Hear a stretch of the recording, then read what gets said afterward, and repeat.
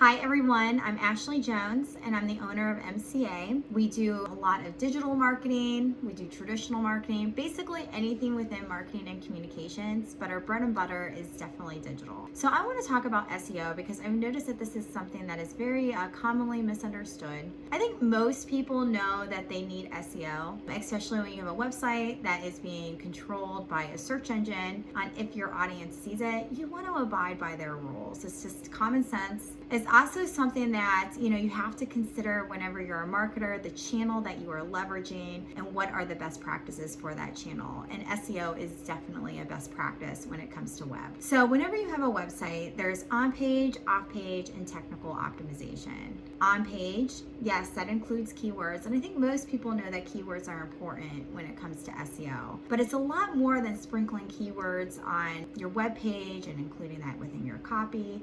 It goes into the types of keywords that you're picking, looking at search intent, where you're putting those keywords. It also goes into looking at your metadata, your title tags, and making sure that you have call to actions within those, and those are properly explaining what is on that page and enticing the user to click on that, and that you have good internal linking on your site, and that it does make sense that you are including keywords naturally within those anchor texts, and that you have other elements on your site that are going to help the search engine to understand what it is about. And then you get into off-page optimization. And this talks about getting links from other sites going back to your site. Now, of course, you have local citations, you have guest blogging, you have public relations or media relations that you can do.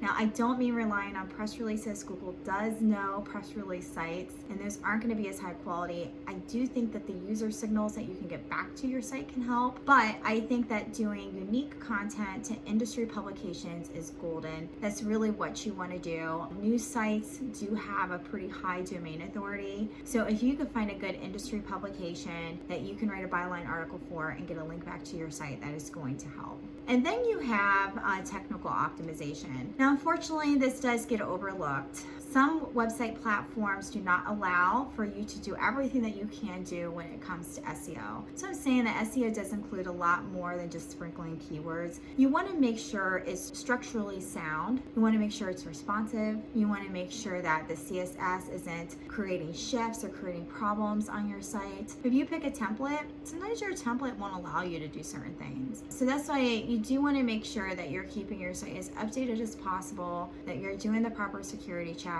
that you have a staging environment, all those types of things just to protect yourself. So SEO does include a lot more. It includes user experience. It's just so beneficial to make sure you have that on your site, and that also that you understand the value organic or SEO type traffic. And also, this is traffic that should, at least with my clients, take up the most of your traffic. Organic traffic is this is telling Google that your site is high quality. So if you are increasing in organic traffic, you are telling Google that you are a high quality site and that you are of interest to your target audience. And that's just going to keep helping you with your rankings, and it's going to help you to get seen over your competitors.